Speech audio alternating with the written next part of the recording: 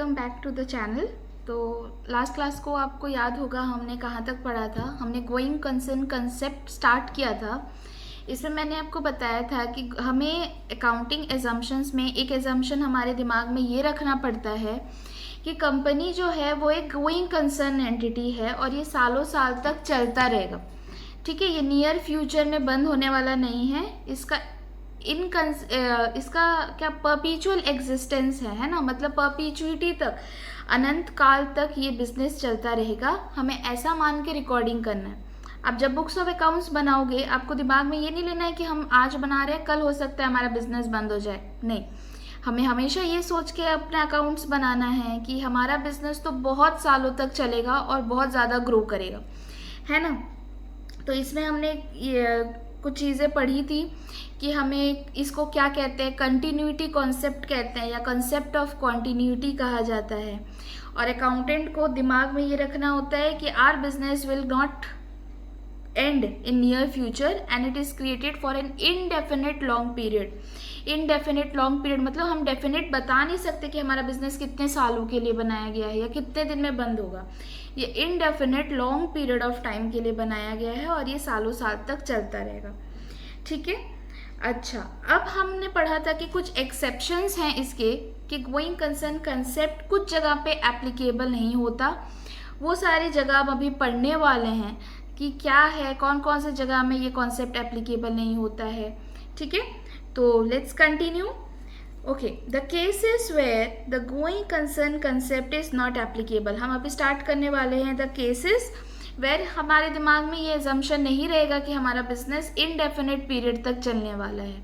ठीक है, ये एजम्पशन हमारे दिमाग में नहीं रहेगा। सबसे पहला केस है when the business is set up for a particular purpose which has been achieved or to be achieved shortly। तो क्या है पहला कि हमारा बिजनेस किसी ऐसे पर्पस के लिए सेटअप किया गया था, किसी ऐसे काम के लिए बनाया गया था जो कि या तो कंप्लीट हो गया है या तो 1-2 साल में कंप्लीट होने वाला है।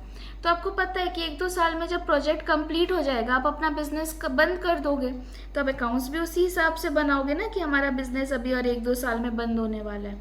आप ये थोड़ी मान के चलोगे कि हमारा बिजनेस तो जन्मों जन्मों तक चलेगा, है ना।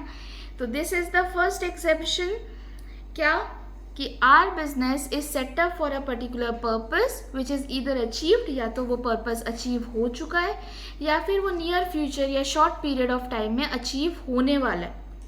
ठीक है, the second is the company is declared sick. The company is declared sick by BIFR। Company को सिक डिक्लेयर कर दिया गया है, कंपनी को इंसॉल्वेंट डिक्लेयर कर दिया, कंपनी और नहीं चल पाएगी, बीमार कंपनी ऐसा बोल दिया गया है। किसने बोला है? BIFR। BIFR stands for board of industrial and financial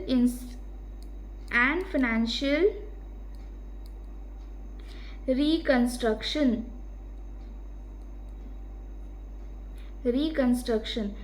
तो ये क्या बोर्ड है? Board of industrial and financial reconstruction. ये बोर्ड का मेन काम क्या होता है? ये बोर्ड का मेन काम होता है ये देखना कि कोई कंपनी अगर बीमार है, कोई कंपनी अगर ठीक से ऑपरेट नहीं कर पा रही है या कोई कंपनी अगर इंसॉल्वेंसी में जा रही है तो उसके ऊपर वो एक स्टेटमेंट देती है कि हाँ ये कंपनी टिक पाएगी या नहीं, ये कंपनी नहीं टिक पाएगी। और हमारी कंपनी को कह दिया गया है कि ये सिक है, बीमार है ये और टिक नहीं पाएगी मार्केट में। तो हमारा एजम्पशन भी क्या रहेगा? यही रहेगा कि हमारी कंपनी टिक नहीं सकती, हमारी कंपनी बंद होने वाली है। तो ये है आपका सेकेंड एक्सेप्शन, क्या कि are company is declared sick by board of industrial and financial reconstruction.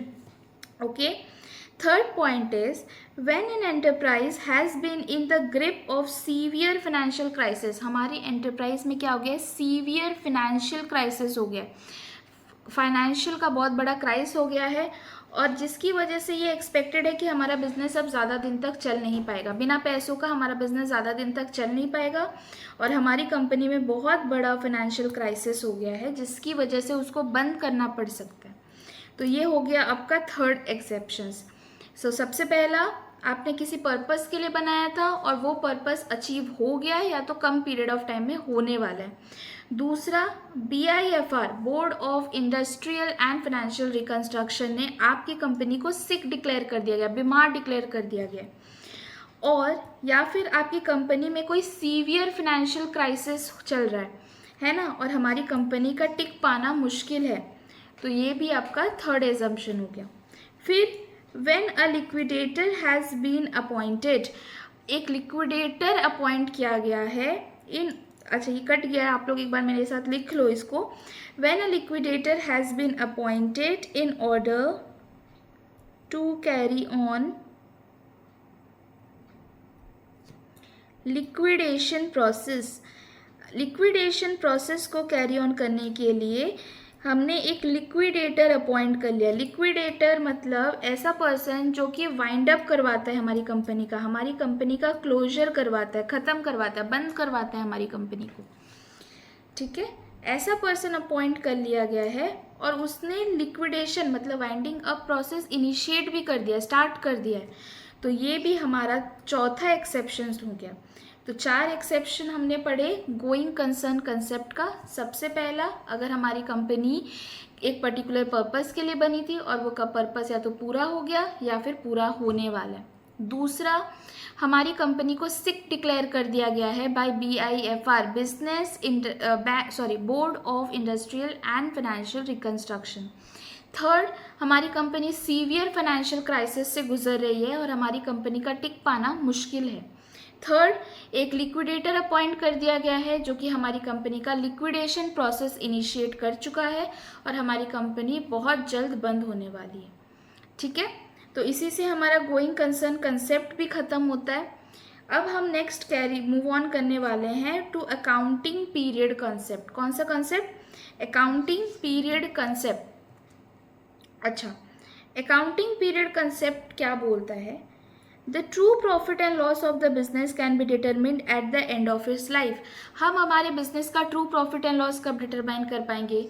हम हमारी कंपनी का true profit and loss determine कर पाएंगे eight the end of its life. जब हमारे बिजनेस का लाइफ पूरा हो जाए या हमारे बिजनेस ख़त्म होने वाला हो, बंद होने वाला हो, तभी हम हमारी कंपनी का ट्रू प्रॉफिट एंड लॉस निकाल सकते हैं, है ना। जैसे आपने ज़िंदगी में कोई अच्छा काम किया या बुरा काम किया, कब पता कर सकते हो? जब आपका डेथ हो जाए, करेक्ट। तो वही हम हमारी कंपनी का ट्रू प्रॉफिट एंड लॉस कब निकाल सकते हैं? जब हमारी कंपनी का डेथ हो जाए। At the end of its life the business converts its asset into cash and pays off its debt. End of the life में क्या होता है? बिजनेस हम अपने सारे एसेट मतलब प्रॉपर्टीज़ को कन्वर्ट कर लेता है कैश में, उनको बेच के कैश इकट्ठा कर लेता है और अपने डेब्ट्स को पे ऑफ कर देता है, पे कर देता है हमारे अपने डेब्ट्स को। As per going concern concept business is not going to end in your future. लेकिन अभी हमने पढ़ा गोइंग कंसर्न कंसेप्ट क्या बोलता है कि हमारा बिजनेस अभी बंद नहीं होने वाला है, ये तो अनंत काल तक चलने वाला है, सालों सालों तक चलने वाला है। Hence we have to wait for a long period of time in order to determine the true profit and loss of the business. इसीलिए हमें बहुत टाइम तक वेट करना पड़ेगा हमारे बिजनेस का true profit and loss determine करने के लिए। Therefore हमारी कंपनी ये एजम्पशन क्या बोलता है कि कंपनी के एंटायर लाइफ को छोटे छोटे पार्ट्स में डिवाइड कर दो और ये हर एक छोटा पार्ट को क्या कहा जाता है? अकाउंटिंग पीरियड कहा जाता है। ये यूजुअली 1 साल का पीरियड रहता है, starting from 1st of April and ending on 31st of March। ठीक है, होप आपको समझ में आया अकाउंटिंग पीरियड कंसेप्ट। वीडियो पसंद आया तो लाइक करना, अपने दोस्तों के साथ शेयर करना और हाँ, सब्सक्राइब करना मत भूलना। Keep rising, keep learning.